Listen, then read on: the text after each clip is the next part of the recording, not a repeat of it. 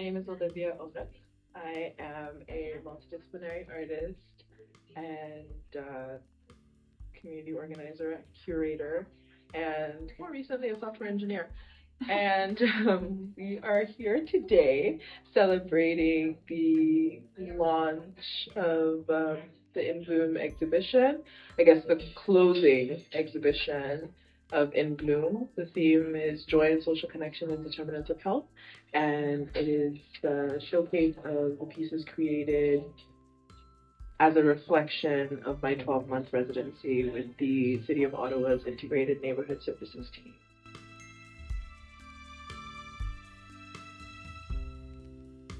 Yeah, actually, it's interesting. I went into software engineering because I wanted to create the website Mapping Joy.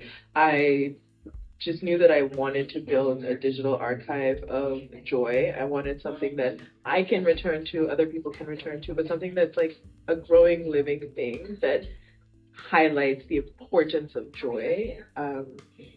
Yeah, joy is a necessity. I think very often people think of joy as this frivolous thing or something that you have to be at a certain point in your life to experience or to prioritize. And throughout this residency, I just saw how important it was. I think when you're working with cities and bureaucracies, you can easily fall into the trap of like, I'm not doing enough, or there's not so much I can do, or what I want to do takes so much time. And what I noticed that I could do was enhance those moments of joy and bring moments of joy to these families. And for me, it was just like the paintings are one thing, they exist, these spaces are so important, but how can I create something that I know will outlive me and continue to grow?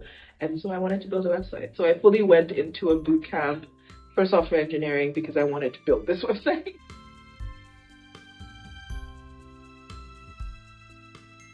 So my work, the entirety of my work is actually rooted in the truth of art as therapy.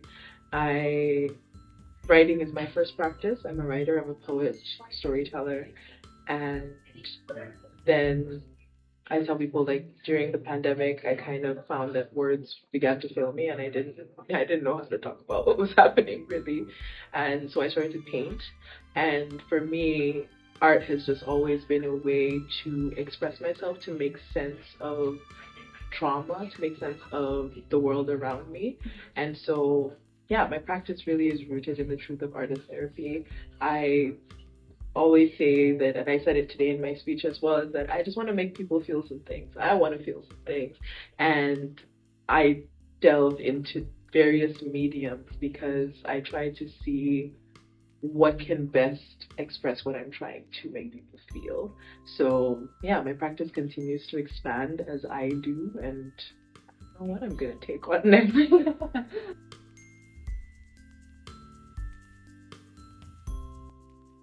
I think my biggest takeaway was don't be so committed to your own ideas, if that makes sense. The importance of being able and willing to pivot. I think also not buying into the idea that everyone in government operates a certain way. I was very grateful to find that there were people who genuinely have their heart in this work and really do want to make changes. Um, and yes, sometimes they are also subject to process and rigidity and the rigidity of bureaucracy, but there are people that genuinely have their heart in it. And I think for me, I just wanted to express that. I wanted to create work both with the paintings, but also with the internal resources that I developed. I wanted to create things that reflected that there is change happening. Like there are people who are working towards making things better, even if it isn't in this grand, obvious way.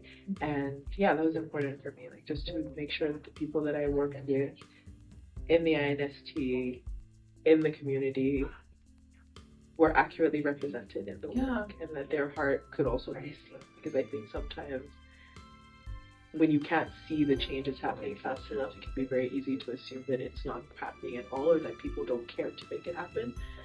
And yeah, that was important for me.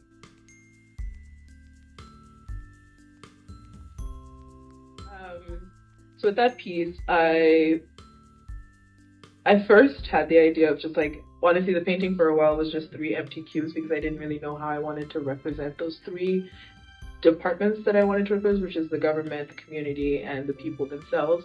And then I had to just sort of think of elements that could describe that. But throughout all of that, like with the painting not being done, I knew that I wanted it to spin. I think the spinning aspect was the most important thing for me. And it was because I wanted to create something that like puts the viewer, but in this case, like the community, in that act of change. So like the pieces, it moves deliberately slowly because it is to also show you that even in you just gesturing to turn the painting, you can see the effort that it takes, right? I could have put it on like an automatic spinner or something that just kind of like rotates, you know, frivolously, but I wanted to show that like it takes effort to turn this wheel, literally and figuratively. And the hope was that as people are doing that, they can sort of feel that impact of like, you know, it is moving, and sometimes it moves ever so slightly.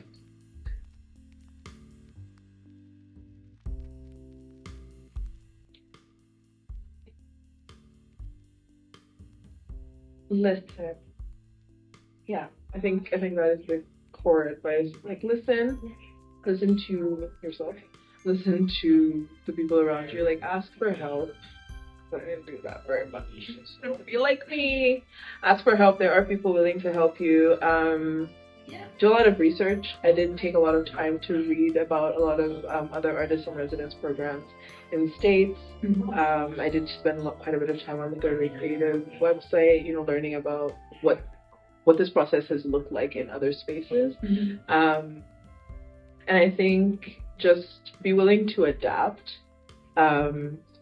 Something that was very important at the start of my residency was meeting with the evaluator of the program, Annalie Adair, and answering that question as a team, like not just me, the folks from Arts Ottawa and Public Art and the INST, like coming together to answer that question of who are the primary beneficiaries, who do we want to see as the primary beneficiaries of this program, who are the secondary beneficiaries, because then that made my work, while it wasn't entirely clear, but it made it clearer because I knew who, like where I wanted the impact to be and who I wanted to benefit the most from the work that I was doing. And that kind of made it easier for me to pivot.